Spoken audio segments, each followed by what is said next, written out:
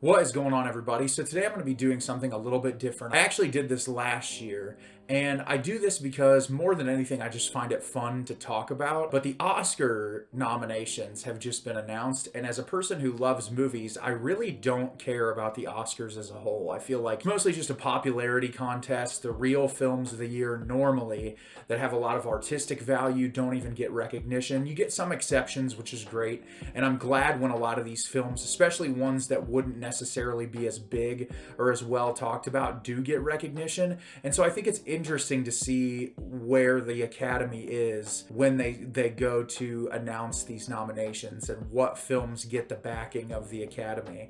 And so I just thought it would be fun to go through the nominations, give you my opinions on what I think might win, and maybe I'll do another video after the Oscars seeing how many of these I got right. But I'm just going to go down through the list, talk about it a little bit. I have not read the full list. I saw a couple of like Twitter articles this morning and stuff about a couple of the nominations, so I have an idea of a few things, but this will be my first time reading the entire cumulative list, so let's get into it. So first up is going to be Best Actor. We have Austin Butler for Elvis, Colin Farrell for The Banshees of Inisherin, Brendan Fraser for The Whale, Paul Mescal for Aftersun, and Bill Nighy for Living. So this is a list that I don't really have a problem with. I know that there was a lot of buzz around Brendan Fraser for The Whale. I think that he gave a good performance despite me not really enjoying that film all that much. I love seeing Colin Farrell on here for Banshees of Inisherin, and honestly my favorite on the list is seeing Paul Mescal on here for Aftersun. He gave an absolutely brilliant performance. He was amazing. I loved that role. Paul Mescal or Colin Farrell are who I want to win. I feel like more than likely, unfortunately, Austin Butler will probably win for Elvis because he did win the Golden Globe, and I think there's been a lot of buzz despite that movie not getting the best reviews, and I know it was really polarizing. I know a lot of people did like his performance, and Bill Nighy being on here for a movie that barely got marketed. It's always interesting to see that, like some of these films that get put on this list that like barely had any marketing or discussion. I have not seen that movie. I've seen all of the films on that list besides Elvis. So yeah, I think Austin Butler will probably win. If he doesn't, my sleeper would be Colin Farrell for Banshees of Inisherin. But as much as Paul Mescal's performance was one of my favorites on this list, I doubt he'll win. Up next is Supporting Actor. We've got Brendan Gleeson for The Banshees of Inisherin, Brian Tyree Henry for Causeway, Judd Hirsch for The Fabelmans, Barry Keoghan for The Banshees of Inisherin, or Ke Huy Quan for Everything Everywhere All at Once. Well, my money is all on Ke. I think he is 100% going to win this. This is a fantastic list of actors. My sleeper in this one would be Brian Tyree Henry for Causeway because I loved his performance and I did not think that this movie was going to get any recognition whatsoever. But I think with just how amazing of a story that Ke has from being out of acting for so long, not doing anything for a while, and coming back with one of the best performances I've seen in years, he 1000% deserves it, and I definitely think he's going to win. Up next is going to be Best Actress. We have Cate Blanchett for Tar, Ana de Armas for Blonde, Andrea Riseborough for To Leslie, Michelle Williams for The Fabelmans, and Michelle Yeoh for Everything Everywhere All at Once. Well, my go-to would be Michelle Yeoh for Everything Everywhere All at Once. I loved her performance. I thought it was brilliant.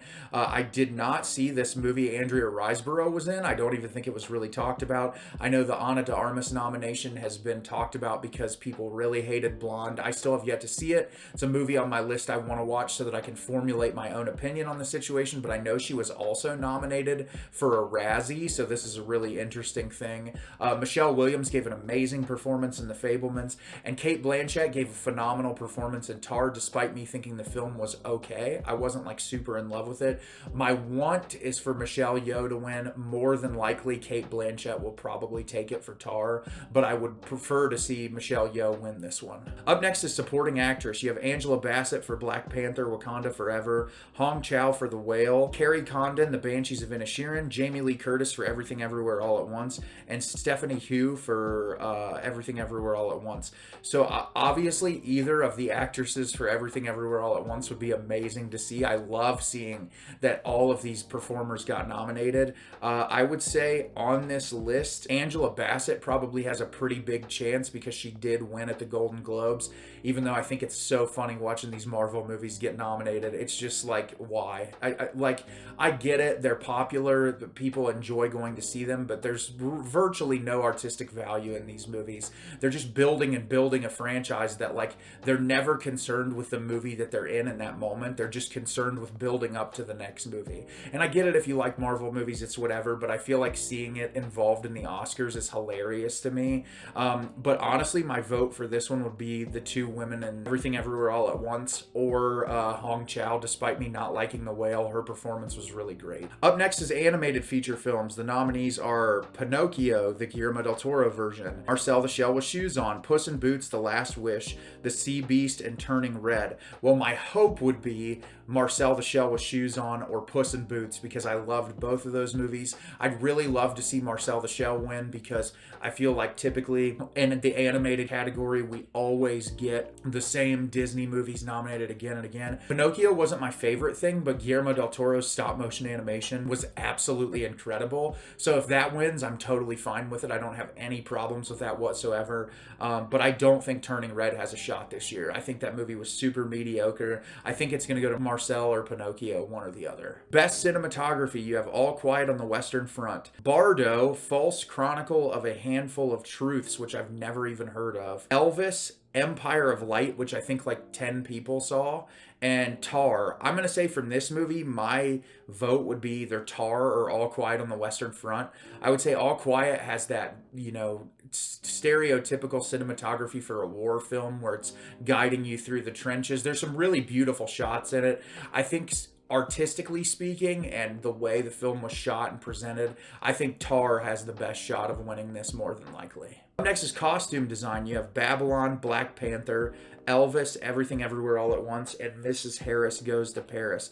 I'm going to say with this type of category, it's always like one of those things that they always pick a movie that's not going to typically win a lot of other things. So I could see Mrs. Harris Goes to Paris because it's a period piece and there's a lot of time and effort and energy put into the costume designs. But if it's not that, I could see it being Black Panther because of the amount of detail in the different costumes that the characters wear. I think it'll definitely be one of the two of those. Up next is directing. You have Martin McDonagh for Banshees of Inisherin, the Daniels for Everything Everywhere All at Once, Spielberg for The Fabelmans, Todd Field for Tar, and Triangle of Sadness, Ruben Östlund. Triangle of Sadness is not going to win this award whatsoever. I'm not even sure why this was nominated for an Academy Award, one of the most mid-tier movies of the entire year. I honestly would love to see Everything Everywhere All at Once win. I love the Daniels. I think those guys are so passionate. They deserve all the success that they're getting. Next to the Daniels, my second pick would be Martin McDonagh for The Banshees of Inisherin. Brilliant film, incredible screenplay, just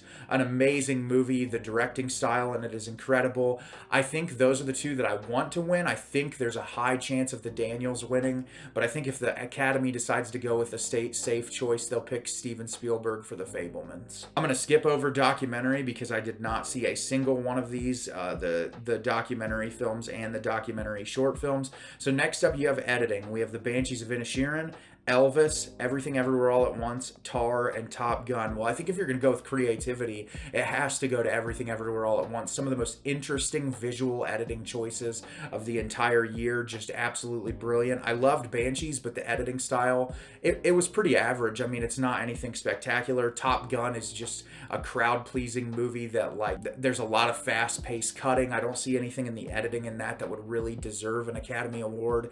Tar was relatively slow-paced. The editing wasn't super interesting. There was a couple moments I really liked, and I still haven't seen Elvis, but I think I would love to see Everything Everywhere All at Once win for this. In international film, All Quiet on the Western Front is the only film in this I've seen, but you also have Argentina 1985, Close, EO, and The Quiet Girl, which I think most of these movies were barely available in the United States that year, other than, like, I know EO got a limited release recently. I have no idea who's going to win this one. Makeup and hairstyling, you have All Quiet on the Western Front, The Batman, Black Panther, Elvis, and The Whale. I would say probably Elvis, just because of all the different stylistic choices for Austin Butler's character. It's a period piece movie. There's a lot of effort put into the makeup and the design in that one. I feel like that's probably going to be the winner. Original score, All Quiet on the Western Front, Babylon, Banshees of Inisherin, Everything Everywhere All at Once, and The Fabelmans. I feel like John Williams has it for The Fabelmans, despite it not being the most memorable score. The Banshees of Inisherin score was really good. I want Sun Lux to win for Everything Everywhere All at Once, but I don't think there's a heavy chance for that. I think it's probably going to get the easy choice, and they're going to give it to John Williams. I don't know any of these songs in the music category other than the song "This Is a Life" from Everything Everywhere All at Once. That would be my choice to win. I don't really know any of the other songs, so I can't really weigh in on that. Best Adapted Screenplay: All Quiet on the Western Front, Glass Onion, Living, Top Gun Maverick, and Woman Talking. This is a tough category because I haven't seen a lot of these movies. I would probably say if... I gotta be honest, I'm not really sure. I'd love to see something small like Women Talking get the award, but I feel like it's probably gonna end up going to like Glass Onion or something like that. I'm not 100% sure. Haven't seen enough movies in this category to make a decision. Up next is Original Screenplay: Banshees of Inisherin, Everything Everywhere All at Once, The Fabelmans, Tar, and Triangle of Sadness. Everything Everywhere All at Once was the most original film of the year. It 100% deserves it, and it's gonna win. So lastly, the moment you've all been waiting for. I skipped a couple of the sound categories because I don't really know how to weigh in. It's not my expertise. But we have the Best Picture category. We have All Quiet on the Western Front, Avatar: Way of the Water, Banshees of Inisherin, Elvis, Everything Everywhere All at Once, The Fabelmans, Tar, Top Gun Maverick, Triangle of Sadness, and Women Talking. My go-to is to say Everything Everywhere All at Once. It was the most brilliant film of the year. It 100% deserves it. Banshees of Inisherin, I would love to see if Everything Everywhere All at Once doesn't get it. And then the safe bet is The Fabelmans. I don't think Top Gun Maverick, Triangle of Sadness, Women Talking, or Avatar have any shot whatsoever. I feel like they're all movies that were, well, Avatar and Top Gun are like crowd-pleasing films. I just don't see them winning any Academy Awards this year. They don't hit the radar to think they're going to win. But I think Everything Everywhere All at Once is going to surprise everyone and take this away, similarly to the way Parasite did a few years ago. So that is my picks for the year. I really quickly just wanted to say, as far as snubs are concerned, I cannot believe Aftersun did not get a Best Picture nomination. I cannot believe that Decision to Leave got absolutely zero recognition.